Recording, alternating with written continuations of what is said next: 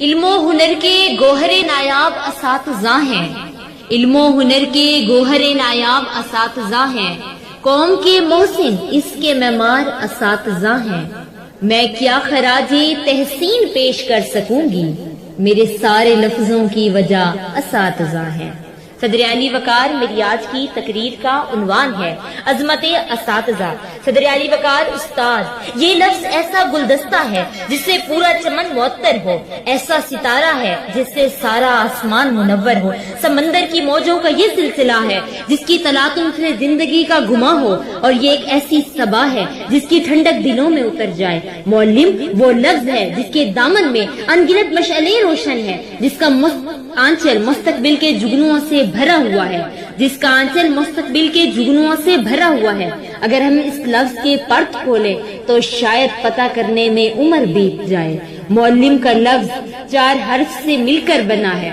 میم سے میراج النبی کا ترجمان، عین سے عقیدت تخلیق انسان، لام سے لگن و حور و فرشتگان، اور میم سے میراث انبیاء کا احسان۔ استاد کی مثال اس سیڑھی کی مانند ہے جو خود تو اپنی جگہ پر رہتی ہے مگر دوسروں کو بلند سے بلند مقام عطا کرتی ہے۔ نے کیا خوب کہا ہے، انسان کو شائستہ و خوددار بنایا، انسان کو شائستہ و خوددار بنایا، تہذیب و تمدن تیرے شرمندہ احسان۔ صدر علی وقار اللہ تعالیٰ نے اس دنیا میں انسان کو اپنا نائب مقرر کیا، پھر اس نائب کو معلم کے درجے پر فائز کیا۔ اللہ تعالیٰ نے اس دنیا میں سب سے محترم اور مقدس پیشہ استاد کا رکھا کہ اس نے اپنے محبوب حضرت محمد مصطفیٰ صلی اللہ علیہ وآلہ وسلم کو معلم بنا کر بھیجا۔ صدر علی وقار، علم کسی قسم کا ہو وہ معلم کی مرہون منت ہوتا ہے۔ صدر علی وقار جس طرح عمل کے بغیر علم، روشنی کے بغیر ستارے، خوشبو کے بغیر پھول اور سورج کے بغیر صبح بے معنی ہوتی ہے، اسی طرح کسی رہنما یا معلم کے بغیر انسان بے نام و نشان ہوتا ہے۔ یہ استاد ہی تو ہوتے ہیں جو معمار قوم کہلاتے ہیں۔